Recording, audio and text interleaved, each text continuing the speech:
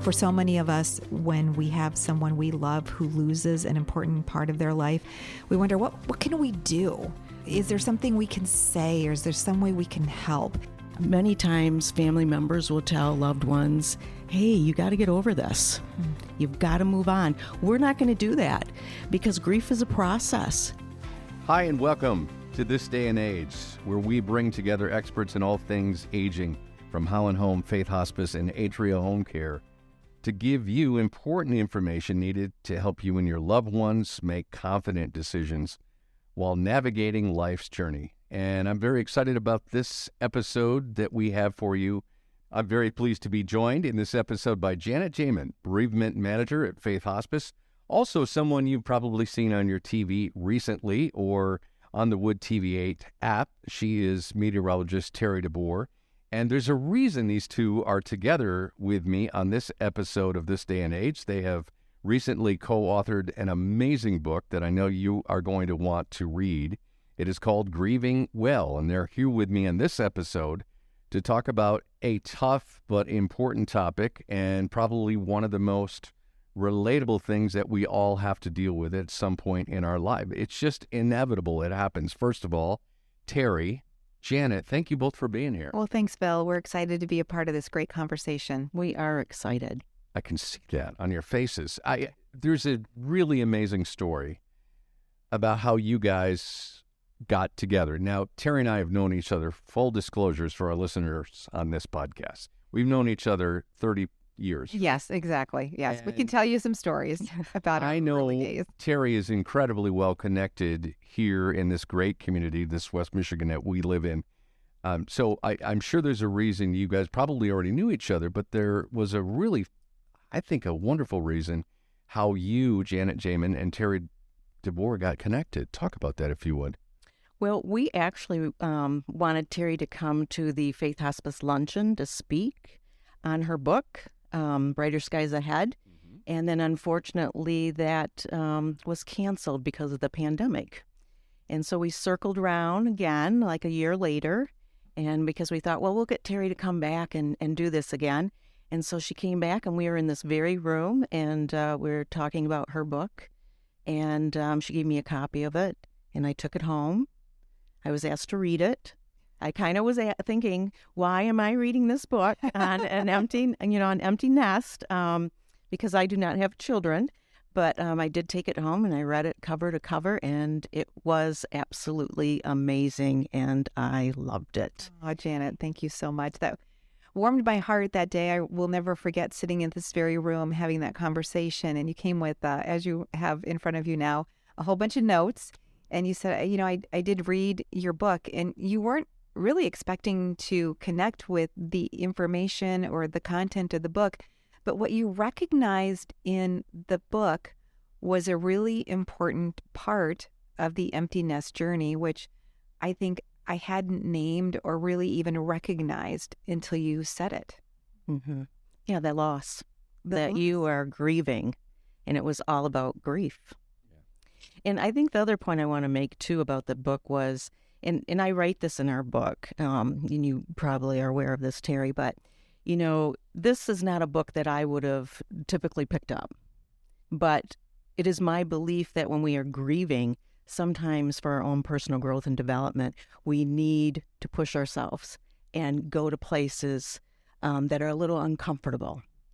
And I encourage that in the book, that sometimes we have to go beyond what is comfortable to us. And so as we were meeting about the launch of my book, Brighter Skies Ahead, that was written for empty nesters, and we had that conversation. We did circle back and decided that, maybe there was actually an opportunity to collaborate using your expertise and your decades of experience in walking that grief journey with so many men and women, parents and children, and people who have lost someone special in their life, and collaborating on a book. And that was beautiful because it was really Terri's idea that, she brought that, and it came to fruition. I got to ask you, Terri DeBoer, and for the record, we have recorded interviews before, but this is a really personal subject. Did you recognize, or let me restate that, were you surprised that Janet recognized that empty nest that you had written about as a grieving period? I did not, until she named it in that room that day, I did not recognize it as that. But then as we talked and as I shared and Janet was able to name those emotions and those steps that I was going through, I mean, even through the beginning of that that journey that I had of emptying my nest, and as that I walked through and then finally came to finding some form of a new normal for myself, she said, all of these are the stages that someone goes on when they're grieving anything. And actually, I could actually literally feel some of that pain In reading the book. and then Wow. meeting with you. So I think That is amazing. Were there certain things that Terri wrote in that book that you could feel? Well, there were things that I related to, like when she left her mother, and she says it wasn't because I wanted to move, I wanted to leave them, but I was looking for my looking for my new way of life, Right. and that so resonated with me because I actually could relate my own experience to that, and I could feel that pain. We are talking about the book Grieving Well, but when we just get to the root word, grief, I think it's safe to say for both of you, people understand what that word means, at least on the surface. But Janet Jaymin is bereavement manager for Faith Hospice. I'll start with you. Can you help us unpack that word a little bit more in terms of what it means, especially as you go through this with so many people?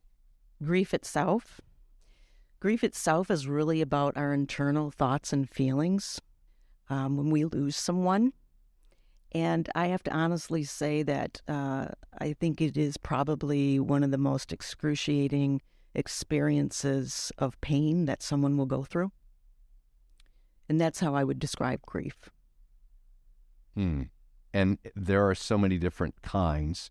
And this is, I'm just going to say this for our listeners. In this episode, we're talking about grief, but the wonderful thing is these two guests, Terri DeBoer and Janet Jaymin, have written this book called Grieving Well. And what I love about this is it takes real-life stories, several real-life stories that show you those different experiences of grief. Many of them, I think all of them, very, very painful. And I will tell you, I was really pleasantly surprised by that because I don't think a lot of people even want to look at a book with the word grief on the front. Fair enough to say? I think you're right about that. And as we came together with the concept of the book, part of the important things when you're writing a book is you have to have a good title, you have to have a good cover. And so there are so many different concepts. And we really sort of came to the agreed conclusion that the best part of this was the fact that it was so universal. And as a society and as a world, we're really about living well. We spend a lot of money and time and energy to live our best lives, and we are about living well. And the work of hospice and Faith Hospice, it's about helping people to die well. So we're about living well and dying well, and we're not always about grieving well. And so that became our overriding goal with this book, was to help people understand that there are ways, it's painful, but life must go on in some way. It'll be new and it will be different, and at times it will be very painful. But at the end of the day, if we can learn how to grieve well, we can learn how to move forward. And you said something, Terri, that's so true. This is universal. And I'm looking at the statistic, which is pretty amazing. And I know, Janet, you can really kind of help us understand this. 57% of Americans were grieving something prior to the COVID-19 pandemic. Isn't that amazing? And that was do we know that number now? I don't have that number off the top of my head. I'm sure that we are going to see a very high number. Yes. And the ramifications from COVID-19. I think we're seeing some of those things now. I think people are angry, and you see these things coming out in kind of dysfunctional ways. But that 50% number was pretty amazing to me. That was a study done by AmeriSpeak and WebMD 3 years prior to COVID-19. Mm-hmm. Think about that. 3 years prior. Yeah. And at that time, it seemed like life was bliss. Right. For so many people, Right. And so, through the pandemic, people lost experiences. They lost the prom and the graduation, and they lost their sports seasons and the opportunity to compete for championships. And they lost the opportunity to have weddings and funerals, and jobs were lost, Mm-hmm. and careers were eliminated. And all of these experiences that people have lost. And so they're grieving those losses. Yeah, normal Absolutely. life kind of went away for a while. That's a great point. You mention in Grieving Well that to begin this healing process of grief, this was toward the front of the book, and I really love this, and I'd never thought about this because I was thinking about myself. I don't think any male, for that matter, most people like to cry or shed tears. And you, Janet, bring up this idea of people needing safe spaces for their grief. Absolutely. And I really love that. Can you just help unpack that a little bit? Yes, people need the opportunity to be able to come to a place, physical place, and that is a safe space for them. Now, safe space, what is that? That can be a support group where you are surrounded by other people who are experiencing the same thing. That could be meeting with an individual counselor for just some grief support. I meet with a lot of people, and that safe space is so important to them and their complete understanding of what grief is for them. And so having those safe spaces, it's just imperative for people to have as they heal. And it's really allowing people that hope and healing, Mm-hmm. so that they can walk back into life again. For most of us who are grieving, we kind of walk out of life. We don't know where to go. We don't know what to do. This is all new to us. And so safe space is really allowing people the opportunity to grieve well. When you realized, Terri, I don't know if this applied for you in terms of a safe space, but just at that point, you've got a wonderful, successful family of children, and they're all out. They're all living their lives. Did you ever have a moment where you're like, okay, I either need to get out of the house or find some other place where I feel like my life is normal again? Well, I needed to find that, number one, and I don't know if this is a part of most people in a journey of grief, but I needed to find out that I wasn't alone in how I was feeling. And as I reached out and searched for the whole concept of, in my case, the empty nest transition, I did find comfort in knowing that that was universal pain for almost everyone in some respect. And so I also then needed to find a way to make purpose and meaning and have some value out of the emotions that I was feeling. And all of that really culminated as Janet and I came together on this next project. I love how you say that too, Terri, because that is so true about purpose. Because basically, when someone has that physical loss, they are searching and looking for that purpose in this life. And when we stick with some metaphors, weather-themed metaphors, and as a meteorologist who spent my career forecasting the crazy weather changes, I always think that the most important thing for me is to know what's happening now and what's happening next. And it's that what's next, I think, that becomes hard to anticipate, because if you don't have a loss or you haven't experienced a loss, one day can roll into another day, and every day can just seem like an unending series of experiences. And then when there's something that you lose, or when there's a loss and there's a significant change, I was struck with the what's happening next, and I couldn't really find a vision for that. And that was painful and difficult for me. And we don't always have that answer. What's next? For some people, it's just sitting on their hands and waiting. You don't have to immediately know today or tomorrow or the next day, because it is a process. And you don't want to rush that. You don't want to hurry through it. People, I think, feel that they can run through grief. They can run away from it. And I always tell them, hey, you can't run from grief. It's going to catch you. And it does.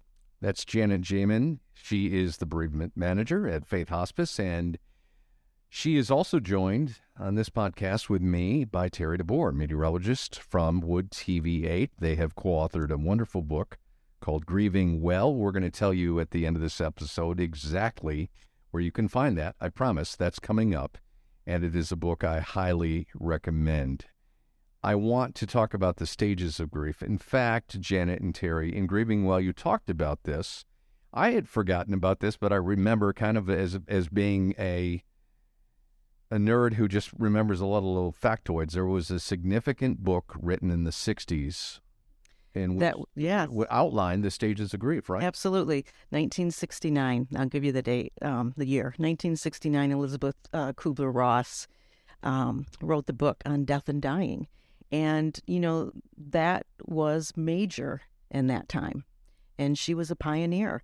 So she came up, she had the 5 stages of grief, which was the denial and the anger, bargaining, depression, and acceptance. And I don't think people quite understand that those stages were really what Elizabeth was doing when she developed those stages was studying the dying. It was not about studying the grieving. And then later, people begin to apply those stages to other areas of life, and they applied them to those people who are grieving. And that is important, first of all, to at least acknowledge them, but not everybody has a normal grief journey, safe to say? Very safe to say. So that's another, I think, another misconception that people have, that they feel that for them to be normal, that they need to go through these stages as they are written, as they apply, denial, anger. That is not true. People do not go through grief in stages. So you can feel angry at one moment, and then the next moment you can feel like, yes, I can accept this. But the reality is that grief is not a linear process. It is very cyclical. And so many people, and I'm just going to say this really simply, but many people feel as though they are going crazy because their emotions are all over the place and they are up and down. And when people tell me that, it doesn't bother me. I don't get riled up about it because it's all normal. And so it's important to be able to normalize those things for people who are grieving. And to know that it's okay that they feel that way. There's nothing wrong with them. In fact, there's something very much right about them. Exactly. Because they feel that. Because we are all humans. We all have the exact same, the same process that we'll go through. And the fact that it's all over the place, it's sort of like, to use a sports metaphor, if you're going to play handball, it's a very different game than if you're going to play tennis. Tennis, you hit the ball back and forth. Handball, you're in a closed room where the ball could be coming from one wall to a different wall and at you from a different direction. And in some ways, that's how our emotions are when we're grieving something. Phil, when we sat down to write this book, I knew that Janet had this just incredible amount of expertise and experience, and that there was a part of the book that really should be dedicated to, all of those specifics, to the stages of grief, to the whole process, and to the terms. And then there's a wonderful chapter in the book that our friend Emily Riquette helped us put together that, for so many of us, when we have someone we love who loses an important part of their life, we wonder, what can we do? Is there something we can say, or is there some way we can help? And so we have one of the chapters is all about, things that you could maybe do for someone who is on a grief journey.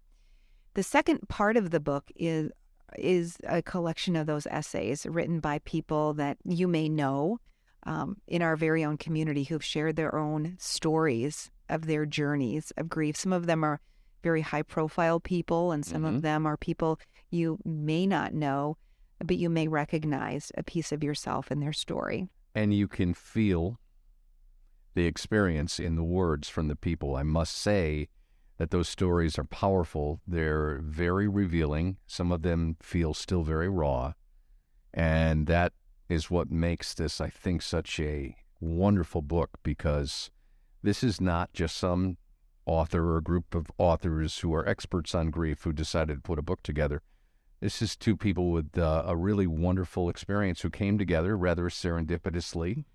And that's what I love about this. And yes, I've gone off my script. We don't script these episodes in a true sense, but it's very, very true. But I want to ask you both something that, speaking of not being on script, nobody likes talking about this. Nobody wants to talk about this. In fact, I went through this in my family where my mother-in-law just lost her husband, my father-in-law, and just kind of wanted to just keep living life. I think we all are like this. I lost both parents, and just life had to go on. But it takes a special person to say, hey, Janet, I need to sit down, or after Faith Hospice has left, to realize, wow, this feels really empty and wrong. How do you get that person to get there? I think we have a very unique program in that we offer bereavement services to all our hospice families following the death of their loved one. And we provide 13 months of follow-up care, where we do this in many different ways. It's a complete comprehensive program. So we are able to connect with people through educational mailings with our information, the bereavement department's information. We encourage people to call us. We also call all our families. We check on them periodically throughout that year, so that we can remind them of the bereavement services that are available to them. Often that's the time that we're able to really get somebody to come in. So you really have to listen to what they're telling you, and you might say, hey, it sounds like you could benefit from coming in and talking to me. You know what's amazing? I don't know if you caught this, Terri DeBoer. Janet just mentioned how after, a person dies, and Faith Hospice has this arrangement where that bereavement service is in place for 13 months. We don't have cars that have barely a 12-month warranty. But why is that important? Is because some people may not recognize until 9 months in that it just hits them like a truck, right? Yeah. And don't you think going through a whole entire year of seasons is important too? Or does that maybe Absolutely. trigger somebody something? I think seasons, Terry, special occasions, birthdays, anniversaries, of course, the holidays, which are coming up. And I know we're going to talk on that. But all of those firsts are so hard for people. And what's really interesting to me is that people often feel on the anniversary of the death, the 1-year anniversary of the death, something miraculous is going to happen. And it's almost like they're just setting themselves up for total disappointment when I hear them talking about, oh, it's going to be the anniversary, and when that happens, this is all going to be gone, and I'm going to be better.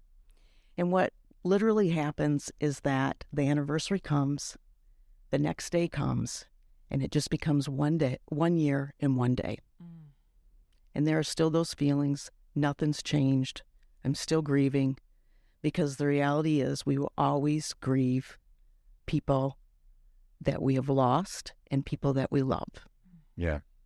Yeah, and you make that point in the book Grieving Well, and it's very true. And Terri DeBoer, you might have experienced this with your empty nest grief, that grief counseling is all about reconciliation, not resolution.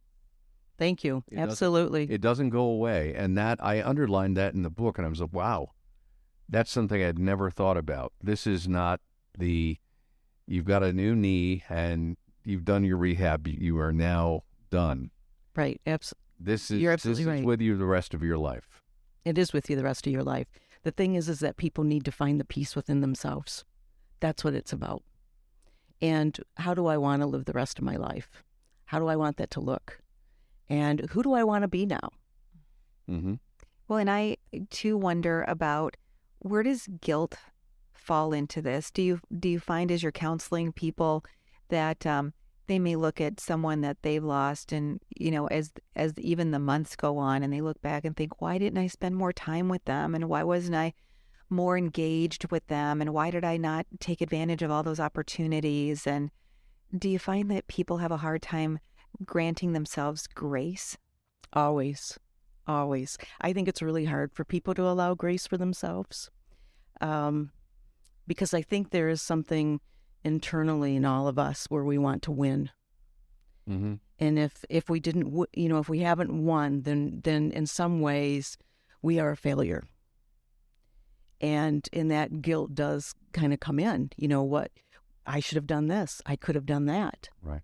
And the reality is that if you go back in time and you are able to do that again, you would probably redo the same thing the same way, because you were doing the best you could in that moment. I love that. Janet Jaymin, she is the bereavement manager at Faith Hospice, also joined in this episode of This Day and Age by Terri DeBoer. They have co-authored a wonderful new book called Grieving Well. I want to ask you, Janet, and I have a plan this as well for you, Terri, but how do I know if I know I need help, I need someone to help me walk through my grief journey?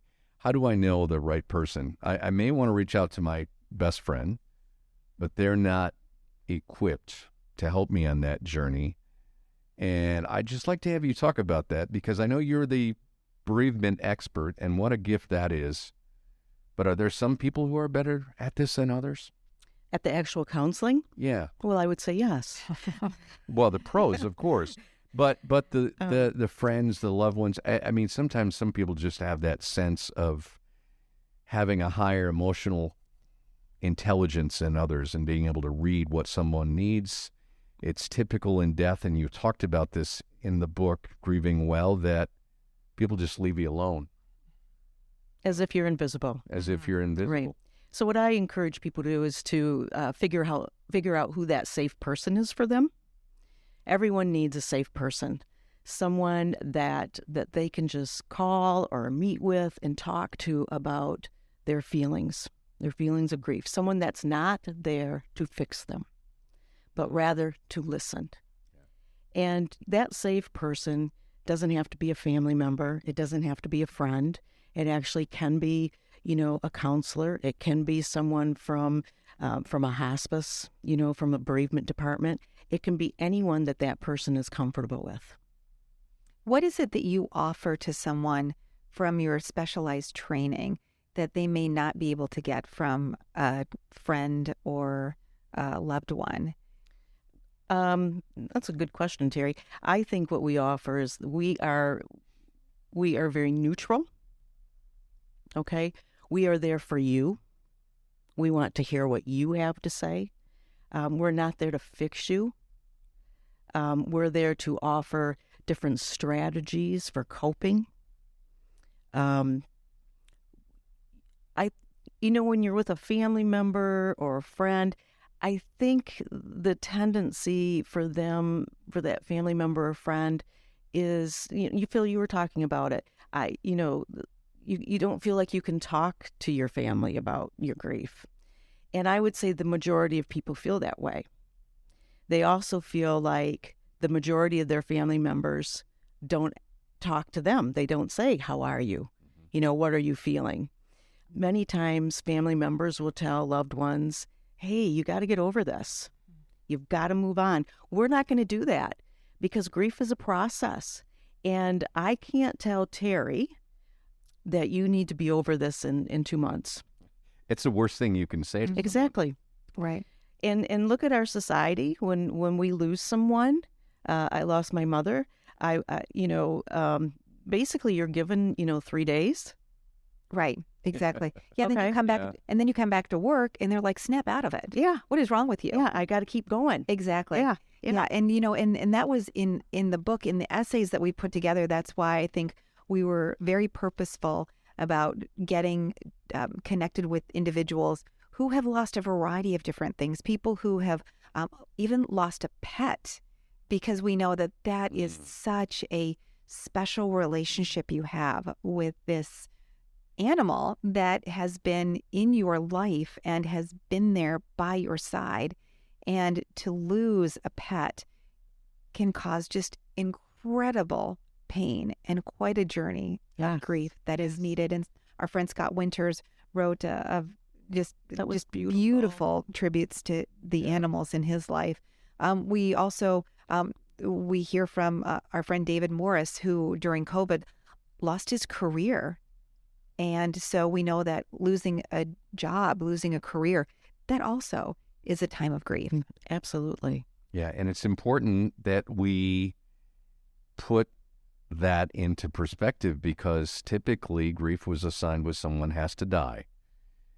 And that has to be a human. And isn't it funny how if we think about losing a pet, a lot of people still feel like it's okay to downplay that and that, okay, that's not real grief. Just get another dog. You didn't lose No, a and that's family a special member. person. And that is, again, in terms of Grief 101, Janet Jaymin, probably one of the worst things you can do. It is one of the worst things you can do.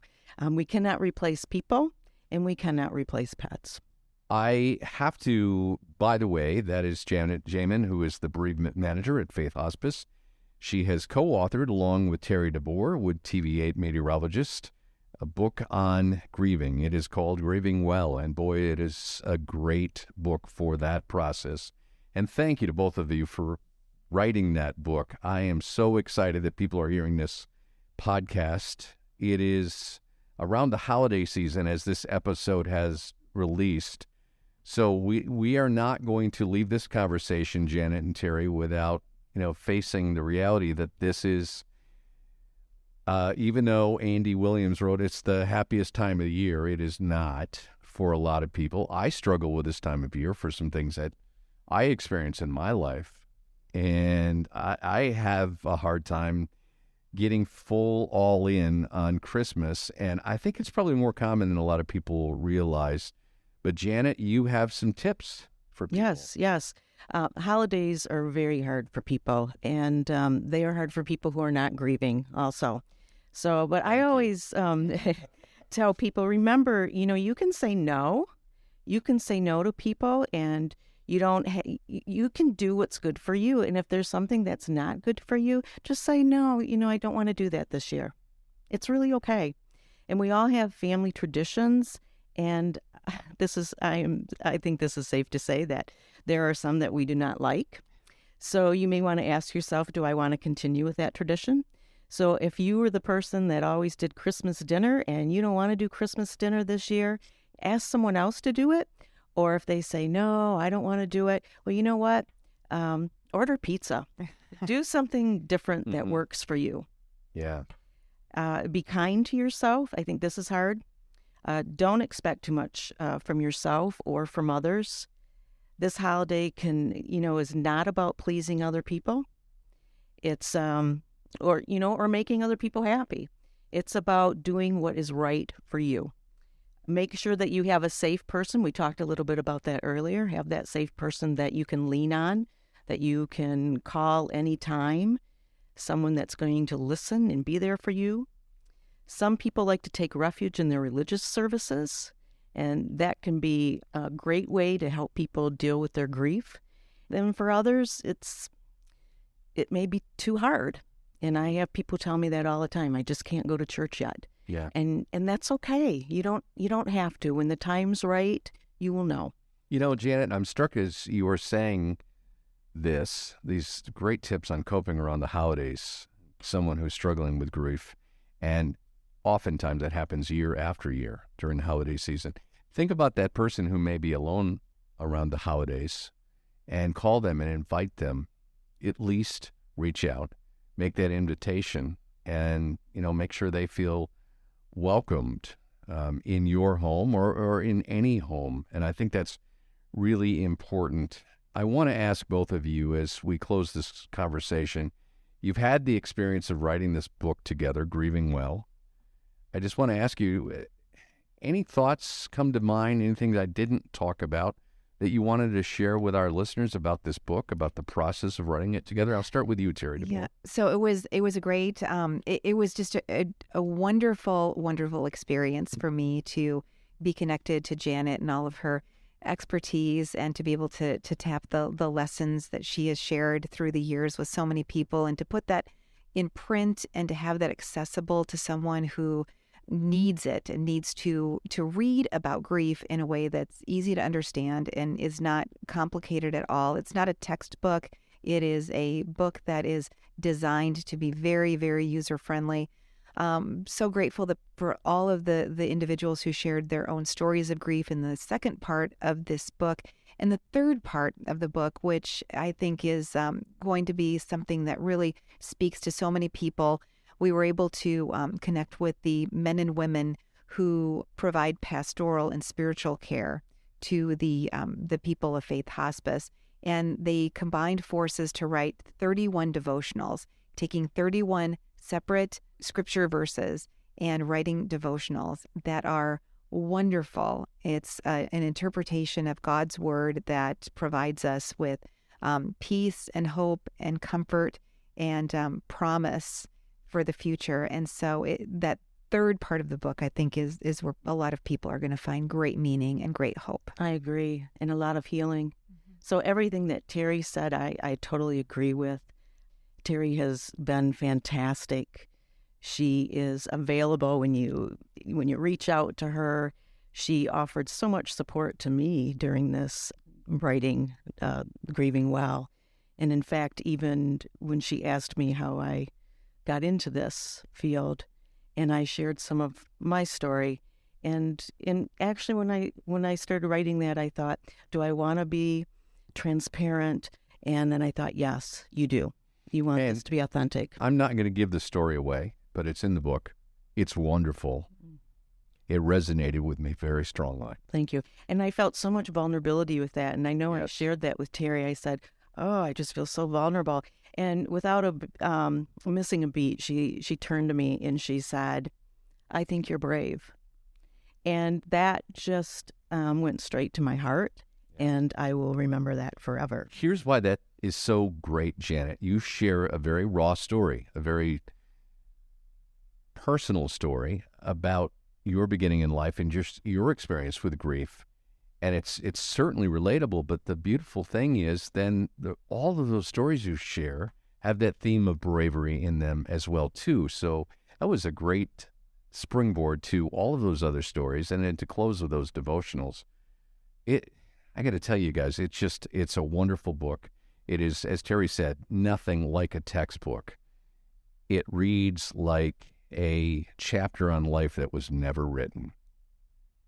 Thank you. So I want to thank both of you. Yeah. Thank you. We had fun together. We had some back and forth as authors. My funniest little story about Janet is as we were going through the probably 20th round of copy edits, and I was on a family vacation with my adult kids over in Italy, and Janet messaged me, and I had barely any internet. And she said, "There's a missing one quotation mark," and I mean not even a whole quote. There's a missing quotation mark, and this book won't possibly be good without that one thing. I'm like, how many pages is it? It's 65,000 words, and there's one little missing quotation mark. I was literally breaking out, and you were very calm. It was so much fun, but we just had such a great. We laughed together.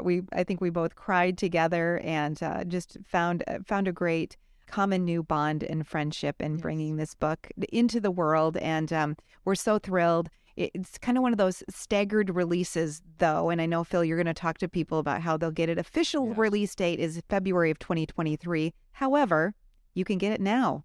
Yes, and that is where the stay tuned happens. By the way, I just want to thank you, Terri DeBoer, Janet Jaymin, co-authors of the book Grieving Well. Thank you for doing this.